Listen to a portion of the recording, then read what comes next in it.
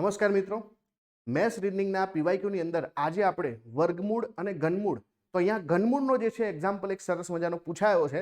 તો અહીંયા હું તમને આજે ટ્રીક શીખવાડીશ.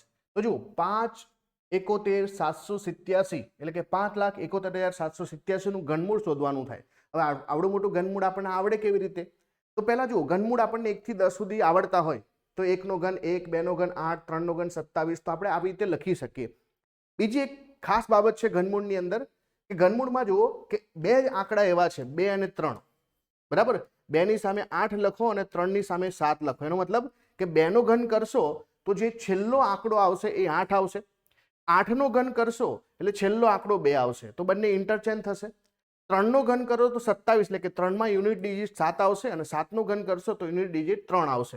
હવે આના પરથી આપણે શું કહી શકીએ કે ભાઈ આની અંદર 2 ભાગ પાડીએ, 571 ને 787, તો 787 માં છેલ્લો આંકડો 7 છે. એનો મતલબ છે કે ભાઈ છેલ્લો યુનિટ ડિજિટ અહીંયા 3 હોવો જોઈએ, કારણ કે 3 નો ઘન જ જે છે 7 થશે ને છેલ્લો આંકડો.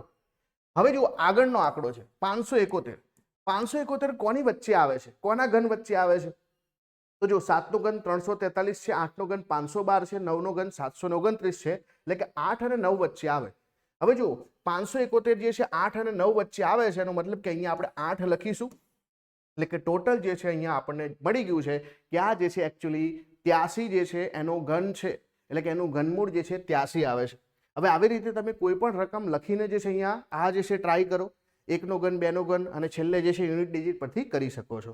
આનો આ જવાબ છે આપણો 83.